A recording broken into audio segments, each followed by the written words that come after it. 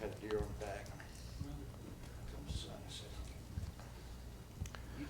Well, we are certainly thankful for your presence. We are thankful for the number that we have tonight that has been able to get out and to assemble with us. We're thankful for those who have joined us by way of Facebook. We are thankful for those who may in the future view this material through our platform on YouTube. We ask that if you have any questions about anything that you hear, that you would give us the opportunity to answer those questions. For those of our number who are iced and snowed in that are watching us right now, we love you and we miss you, and we thank you for tuning in. We are in Proverbs chapter 5 tonight. Proverbs chapter 5. Love that verse that's before you in verse 21. Man's ways are before the eyes of the Lord.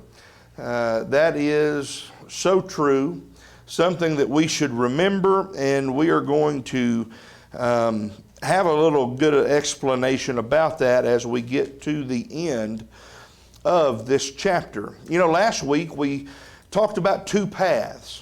We talked about the path of the wickedness, and the path of the upright. And those two paths were contrasted as we talked about what Solomon was getting his son to consider. But there is a third path. And we are going to talk about that third path tonight. And it is going to bless us immensely. And we're going to talk about some things that we may feel that's uncomfortable. And I requested that our young men, that our teenagers stay out in this class because they need to hear it. And in Proverbs chapter 5, Solomon is going to talk to his son about things, about sex, about adultery. And our young men need to hear this stuff. And it's good and it's right for us to talk about these things. It's given to us by inspiration. And so we are going to talk about that tonight. In Proverbs chapter 5, the first two verses, over and over and over, we see Solomon call his son to attention. Give me your attention. Incline your ear to me. He says, my son, attend unto my wisdom, and bow thine ear to my understanding, that thou mayest regard discretion, and that thy lips may keep knowledge. And he's talking about the knowledge that he's passing down to him. The very knowledge that last week he said that he had gotten from his father. And so those things that are so important to us. The third path that we are going to consider tonight, in addition to the upright path, the path of the wicked, is one that Solomon says you need to pay attention to this. As a young man, you're going to cross this path in your life. You're going to cross this temptation. It's going to come about, and you need to be prepared to deal with this and to be able to say, no, I want to make good choices. I want to walk in the path of truth. It is so important. In Malachi chapter 2, verses 6 and 7, the law of truth was in his mouth, and iniquity was not found in his lips. He walked with me in peace and equity, and did turn many away from iniquity. For the priest's lips should keep knowledge, and they should seek the law of his mouth, for he is the messenger of the Lord of hosts. What do we need to keep in our mouth? What do we need to keep in our mind? The law of truth. Setting ourselves on the good way. As Christians, what are we in the kingdom of God? We're priests. We're a kingdom of priests. And so here he said the priest's lips should keep knowledge. We need to be wise and knowledgeable people. It is so important. So let's read verses 3 through 6, because we need to see where this path is leading that we're discussing tonight.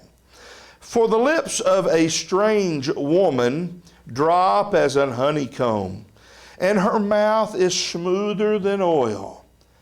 But her end is bitter as wormwood, sharp as a two-edged sword. Her feet go down to death. Her steps take hold on hell. Lest you should ponder the path of life, her ways are movable, that thou canst not know them.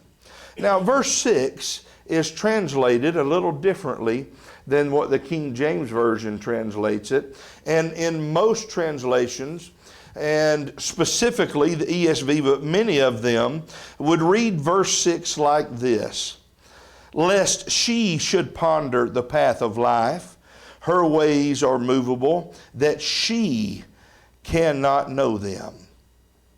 The other versions keep with the gender of the verse feminine, and that is important for several things.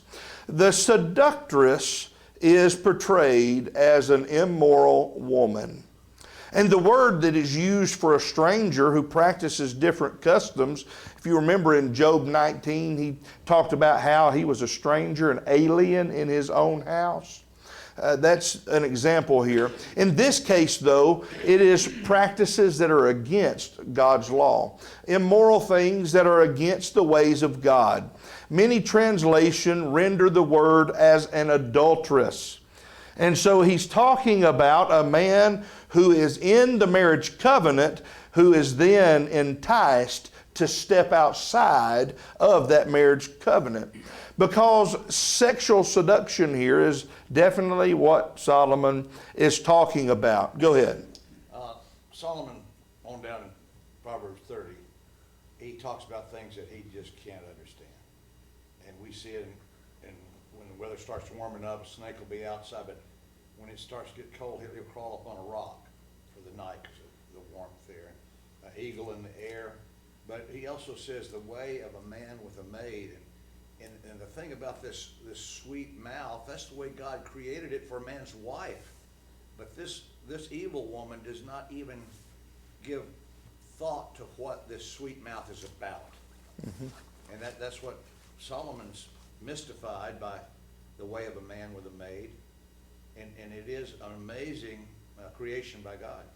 It is. And it's also interesting to see the parallels that he draws. He talks about her words are like honey. But what's the end? Wormwood. She is smooth as oil. What's the end of that? A two-edged sword. We're talking about the path of the upright.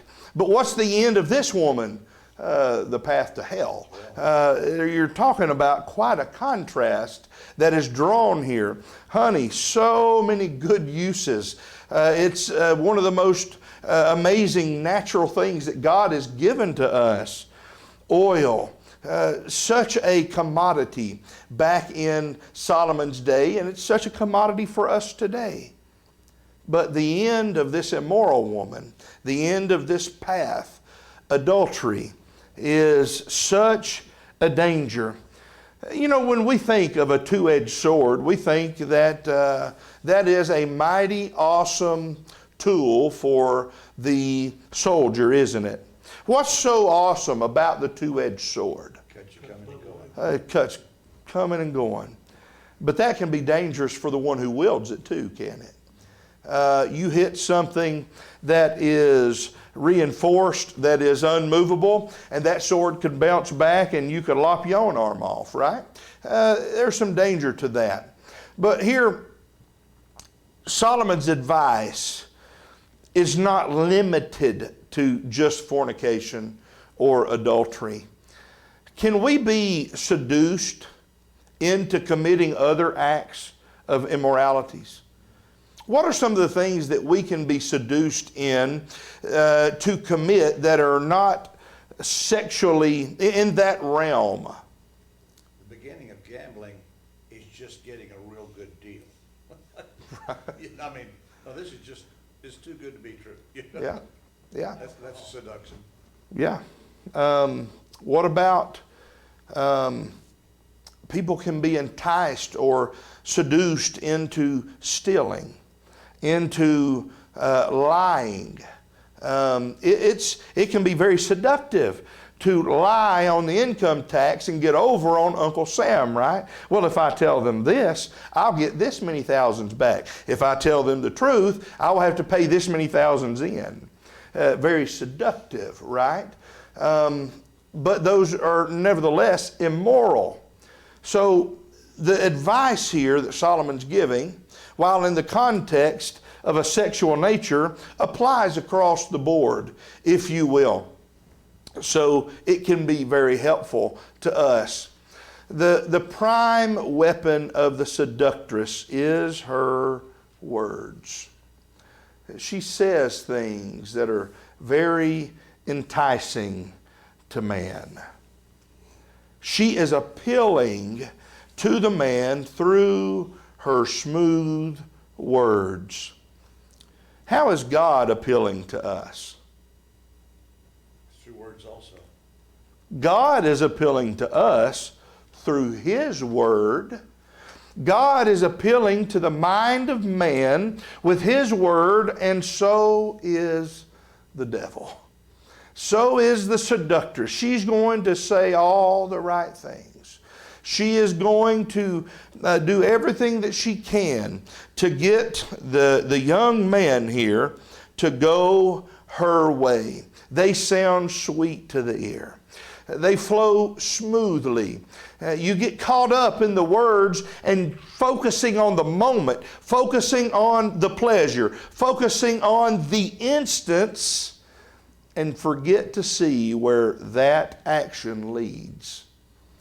Therefore, the primary defense against the seductress and her seduction is to think about the end result. And when I was typing this out, the contrast of those words is why I put them in green, to make them stand out. Focusing on the moment or thinking about the end. That's a contrast. Focusing on the moment is that instant gratification of the moment, giving no thought to eternity, giving no thought to the devastation of taking that exit marked adultery and ruining your life, ruining your spouse's life, ruining your children's life, upsetting the church community in which you live. The tentacles of that mistake are so far-reaching. And Solomon here is saying, don't get caught up in the moment. Don't be enticed by the smooth words of the seductress. You ever heard of a smooth talking salesman? Yeah. What's wrong with a smooth talking salesman? He's usually going to get you on something, isn't he? The seductress is a smooth talking salesman. And those words are something that should jump up out at us to make us go the other way. Solomon warns that immorality leads to bitterness.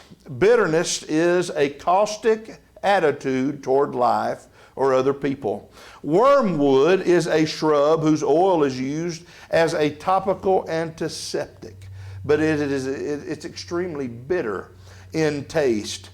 Immorality is as sharp as a two-edged sword.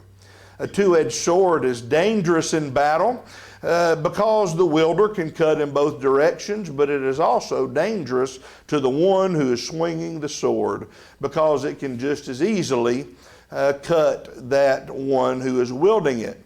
Thus, sexual immorality is not only generally dangerous, but it can hurt the person who thinks that he is in control of the situation.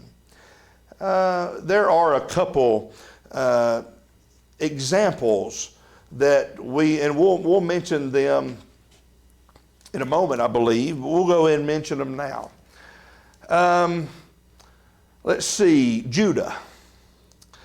Judah thought that he was in control of that situation, didn't he? And he was way away from home. Nobody'd ever know. Nobody's going to know. He gives the pledge, but he's going to get that back, right? Nobody's going to know about this. David is another example. David thought he covered his bases, he even committed murder to do it. But that end, bitter as wormwood, two-edged sword. You're not in control of the situation regarding sin. You may think the devil wants you to think you're in control when it comes to a situation that is sinful, but you're not in control of it. The devil wants you to think that, but the opposite is actually true. Let's read verses 7 and 8 and listen to Solomon. Hear me now, therefore, O ye children, and depart not from the words of my mouth. Remove thy way far from her, and come not nigh the door of her house. He's saying, stay away. When you hear those smooth talking words, when she's enticing you, you do not go close. You stay as far away as you possibly can. Even knowing where things will ultimately lead, there's always someone who thinks that they are going to be the exception to the rule, if you will. I was that way in my former way of living. As a young man coming up in high school, I thought that I could be the exception to the rule. I could drink and smoke and party, and it wouldn't take over my life. And boy, was I wrong. The Bible says that God will not be mocked. If you sow to the flesh, you will of the flesh reap corruption. If you sow to the Spirit, you reap life everlasting. You're not going to mock God. You're not going to do the wrong thing and then reap a right outcome. You do the wrong thing, the wrong outcome is going to be what you receive. Some people think that they can commit adultery and they're not going to get caught in the trap. I'm telling you, the trap is bigger than you are. You're going to get caught in the trap. And the problem is there have been people who have gone down the wrong path, marked adultery, and no one's ever found out about it. Are they still caught in the trap? Absolutely. We're going to talk about that in just a moment. Solomon again urges his readers, his children, and his son to do as he has instructed. When we instruct our children, when we give advice to those that are close about us, our friends, our family members, we do that why? Why are we invested in giving good, sound, logical advice? Because we want the best for them, right? We want the best for our family and our friends and our associates and our children. And so it would be foolish to follow someone else, to disregard the advice of our parents, of our close associates that have wisdom to offer to us. You remember just up here in verse 6 where it says basically that this seductress does not even contemplate the way that she's going. She does not even herself contemplate the path and the sin that she is doing. And how foolish it would be to then follow someone who does not even know that the path that they are on leads straight to hell. That's what he's getting at here. Far better is it to stay as far away from that person as possible. Just as you would the path of wickedness, stay away from the people who are trotting the path of wickedness. The end thereof is not good at all. And we need to think about these things. We want our kids to recognize the right path and stay on it. And stay on it. It's the path of safety. It's the path of success. It's the path, our lives, we can do everything right, and there's going to be times of chaos. There's going to be times of uncertainty. There's going to be times of loss. There's going to be times of reversal. There's going to be times of upset. But staying on the path of righteousness is the much more peaceful path. It's the right thing to do no matter what's happening around us, right? We want God's favor in our lives, and ultimately we want to go to heaven. To do that, we've got to stay the course on the right path. And in our marriages, young men, one day you're going to grow up and you're going to find a young woman and to make her your wife. And you want to make the decision now that I am not going to be the man who takes that exit marked adultery to cause that kind of pain, because there are consequences to our decisions and our choices. In verses 9 and 10, it says, let's just read verse 8 and then go on to 9. Remove thy way far from her.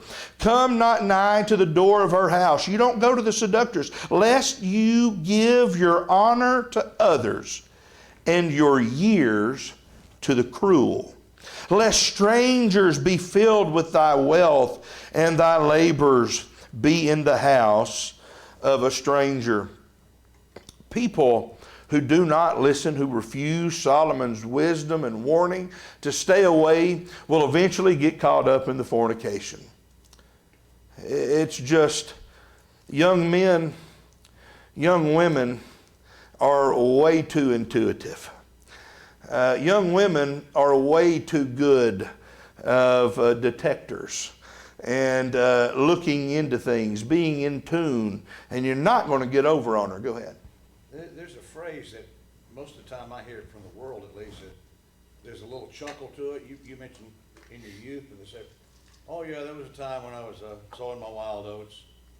And there should never be that looking back with a chuckle, because Hosea 8 verse 7 says, they sow to the wind and they reap the whirlwind. Yeah. And so that sowing the wild oats is not something everybody does. It's something to laugh about. If you have sown wild oats and you have come out on the backside and are now a child of God, in the favor of God, you can look back on there and thank your God for giving you space to repent from doing those wicked things and allowing you to change your heart toward Him. Because if you do not live through the phase of sowing your wild oats, you may die with a smile on your face, but hell will wipe it straight off. And that is just as plain. I've heard my dad say that in my life, and I've never forgotten it. You may die with a smile on your face, but you wake up in torment, and hell will wipe the smile straight off your face. It says here that fornication involves a lot of waste that you might not notice until it's too late. You'll end up giving your honor to others. The Hebrew word hod here, which refers to a person's splendor, a person's majesty, their vitality, their glory or honor. People respect a man who has self-control. People can respect a man who has his body and his effects under his control. Fornication is seen as a selfish act. It's selfish before you get married, and it's selfish after you get married. Because when you marry a spouse, that sexual union is not fornication. It is a sanctified and holy thing between the man and the woman who are married, and there's nothing wrong with it. It is a good and a right thing. The fornication, though, to an unmarried person, or in the case of a married person, adultery, lowers the reputation of the fornicator in the eyes of others. Say a Christian man goes out on his wife and commits adultery with some woman down there at the factory, she's not a Christian, is he ever going to be able to reach her? Probably not. He'll never, probably not ever have the opportunity to teach that lost person the gospel because he has seared and marred his own reputation. It's important to live out the very things that we believe, right? You give your years to the cruel one is a phrase that Solomon uses. Years that could have been filled with joy and productivity are lost. Years are wasted with time and with people that do not love you, do not care about you. Satan can hold you ensnared for longer than you ever wanted to stay. There's that saying, sin will cost you more than you wanted to pay and keep you longer than you wanted to stay. And it is so true, because the devil is playing the long game. He wants your life. When it's all said and done and you draw your last breath, he wants to, at that moment, have you in his sway, have you on his side of the fence, because he hates you.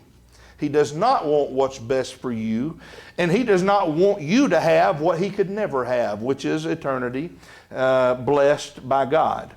And so the devil wants you to be right there with him. He talks about your strength and your effort going to foreigners. The Hebrew word there refers to a person's strength, their power, their fitness, their virility. Many translators render this word as wealth. And that is, our substance, our things are important to us. The result of a person's hard work is their wealth, what they have accumulated in this life. Prostitutes, of course, demand payment, right? A man goes out on his wife, he goes out and he pays a woman to lay down with him. And so then hard-earned money is lost for mere moments of pleasure that gain you nothing but take everything. That's something that we need to think about. Even in the case of adultery or fornication, there are demands for gifts and money. Nothing is truly for free. What did, and this go all the way back to Judah, what did Tamar demand of him? Things of value. Things of value. And Judah gave them up. He paid for, in essence, the services of a harlot. And it cost him in the end. Verses 11 through 14. Avoid having reasons to regret. Could be a good title for this section. 11 through 14. And thou mourn at the last, when thy flesh and thy body are consumed. And say, how have I hated instruction, and my heart despised reproof? And have not obeyed the voice of my teachers, nor inclined my ear to them that instructed me. I was almost in all evil in the midst of the congregation and assembly. Here he's talking about, and these are still consequences like we were talking about in that last section. But this is, moreover, looking back and having sorrow for what you have done. You mourn over the destruction of your body. Promiscuous sex is almost always accompanied by sexually transmitted diseases.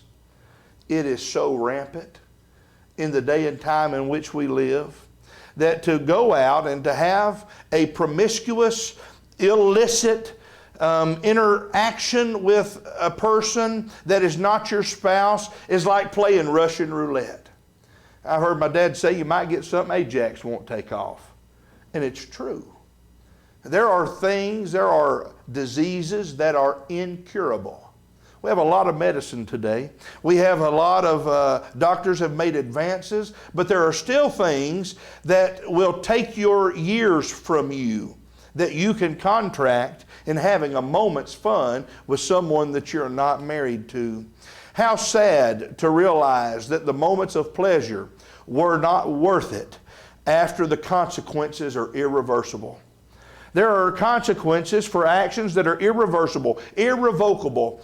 And to have those come upon you for the moments of foolishness, for a moment of walking down the wrong path, what regret are you willing to live with? It's important for us to consider that. Those who refuse to learn, especially from their mistakes, are the ones who fall into the trap of seduction. A lack of knowledge makes you gullible to cons. Con artists are good at what they do, but a wise person can see through the con, right? A wise person can see the end of the road, if you will. Well, the foolish person will not. What becomes particularly maddening is to realize after the fact that you had the resources to avoid the trap, but did not make use of them. When the seductress is seducing you, what did Paul to the Corinthians tell us about temptation? There he said, flee fornication. Flee youthful lust, which war against the soul. But he said, no temptation has overtaken you, but such as is common to man. But God is faithful.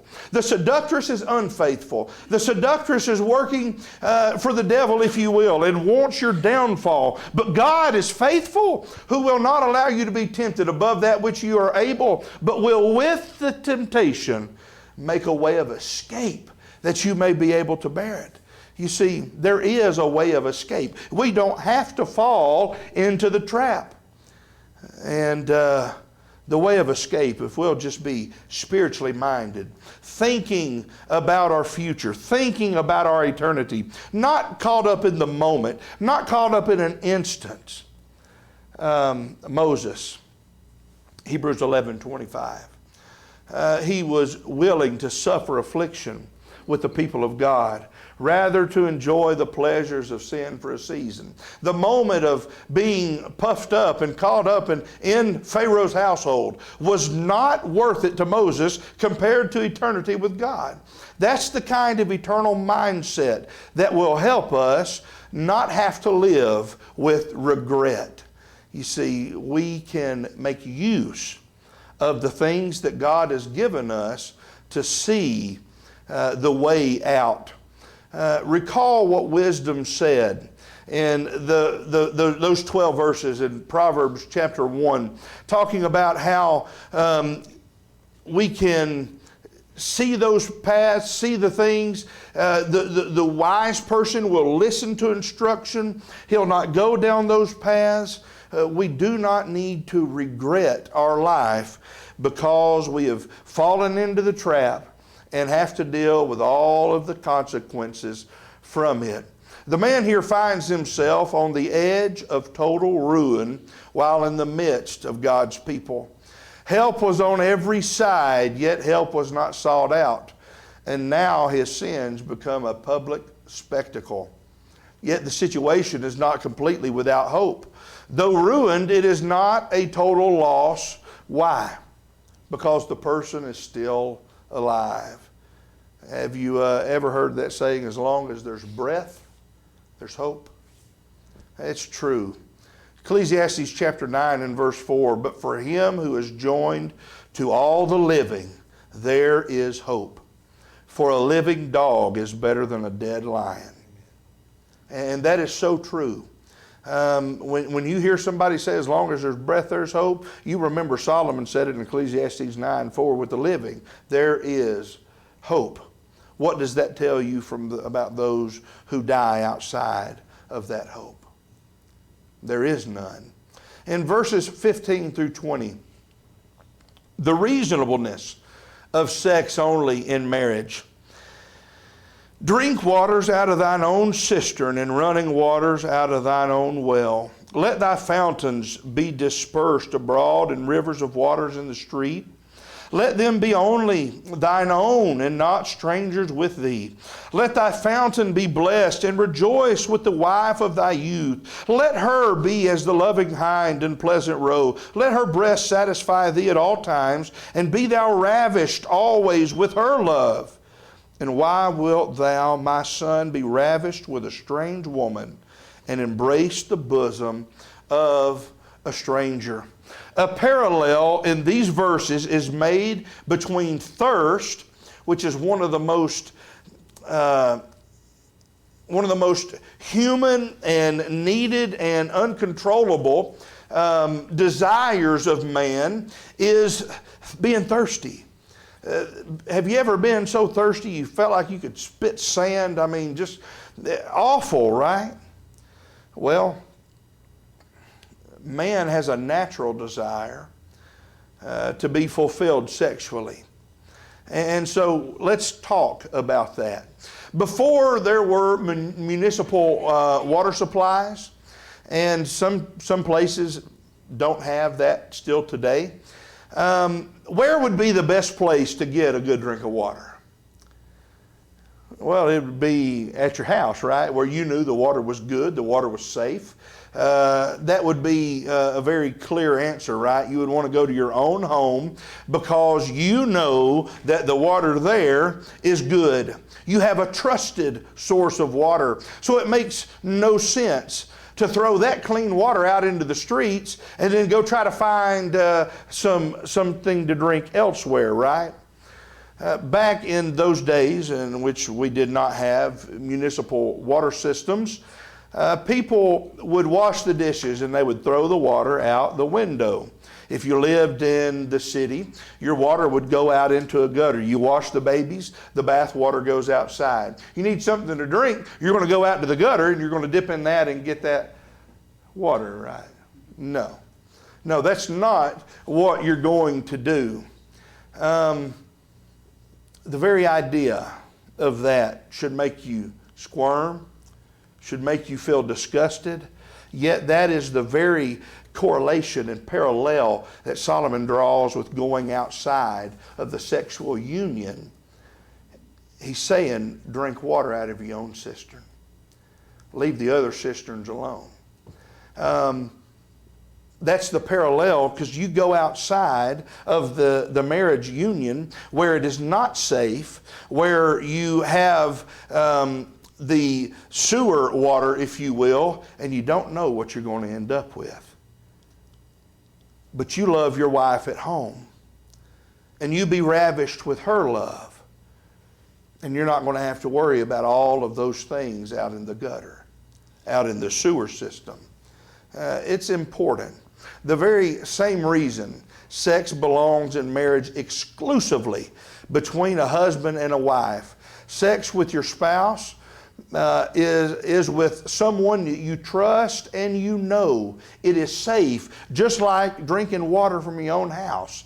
You know it's good, you know it's safe, you know it can fulfill you. Having sex with anyone else ought to make you disgusted. When you don't know who else they have been with, you don't know what germs they've been exposed to or are carrying. In contrast to that filth, sex within marriage should be fun, exciting, and satisfying. It simply does not make sense to find pleasure with someone you can never trust. That is unwise. That is wickedness, and that will hurt you. In verse number 21, for the ways of man are before the eyes of the Lord, and he pondereth all his goings. If you think that you can commit adultery and go out on your wife and you can get away with it and nobody knows, you're wrong, because everything you do, the Lord sees. Everything.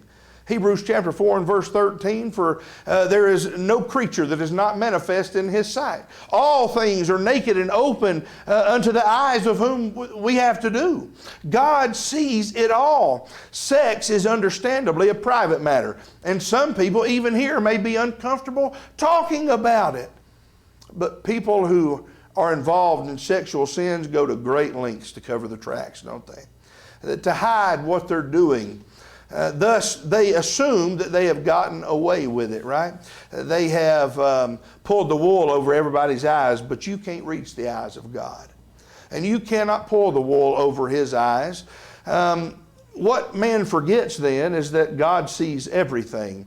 Jeremiah 6:17, Hosea 7:2, both of those passages talk about God's knowledge of sin, that God sees the wickedness of man. But for the righteous, that is a source of comfort. The way of the wicked would rather forget that God is always watching. You ever heard that song, "There's an all-seeing eye watching you"? I heard Tom Holland talk about that song and sing it. Ask you this question. If you could actually see God watching you, would your behavior change? If you somehow had a view of God watching you and you saw that He really is seeing everything that you do, would that change your behavior? Young men, God is watching you. And in this context of fornication, in this context of illicit sexual activities of which you have no authority to do, because the authority for that is in the marriage.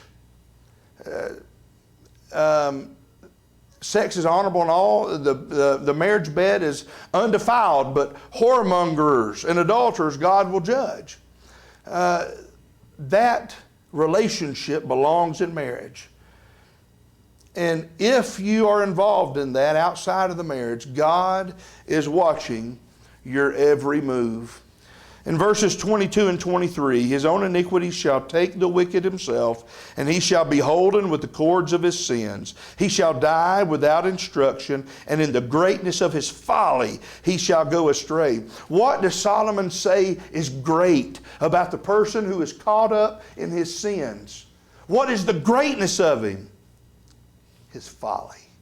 The only thing great about that man is his sin. The greatness of his sin, the greatness of the things that he has done that God is going to hold him accountable for, and that is not great at all. We want to be counted great in God's eyes. People who sin also forget that sins are wrong because there is an innate harm in the action. People fool themselves into thinking they have gotten away with a sin when they believe nothing bad has resulted from their sin. Oh, nothing's bad's happened from it, right?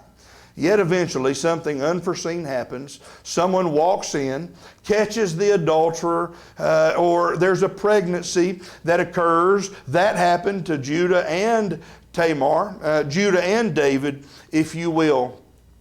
What people overlook is that the temptation to sin involves pleasure, and chasing that pleasure can be addictive. Some people are just addicted to trying to get away with whatever they can get away with. People will typically tell themselves that they will not only do it, that they'll only do it once, or that they can stop at any time. Any time you hear somebody say, "I can stop this at any time," you can take it to the bank. They're not. They're not going to stop it. Drug addicts will say, "I could stop this anytime." Well, they're still on it. They have no desire to quit, and they can't without intervention. They are snared by the pleasure, and they can always come up with a reason why it would be acceptable to continue. Yes? So I've always heard that term, and it's kind of a saying, once a cheater, always a cheater. And I always wondered about that, and somebody, I don't know if it was my dad or I don't remember, said once a person crosses that moral boundary, so if they're married and they go out and cheat on their spouse, once they cross that moral boundary one time, it's easier to cross it the next time, and then easier. And it applies to all sin. Once you cross that boundary and accept it that one time, the next time, a little bit easier, next time, a little bit easier. And it's the same thing with pornography. Once you watch it once, it's easier to watch it again. And over and over. It's with every sin. Once you take that, you drink that first six-pack, the next six-pack goes down a little easier. And it's that seductive cycle of sin. And that's what he's talking about here. Being ensnared, being holden with the cords of his sin. Sin can entrap you. In Galatians 6:1, Paul said, brethren, if a man be overtaken in a fault, that is, the cords of sin have overtaken him and ensnared him. He has been brought under the power of that sin. He's going to need help to get out of it. The person can return to their sin to get relief when they find relief in their sin, and it's a never-ending cycle. Young men, listen to the wisdom of Solomon, and let's be encouraged that it is okay to talk about these things in a public forum like this. Thank you for your attention.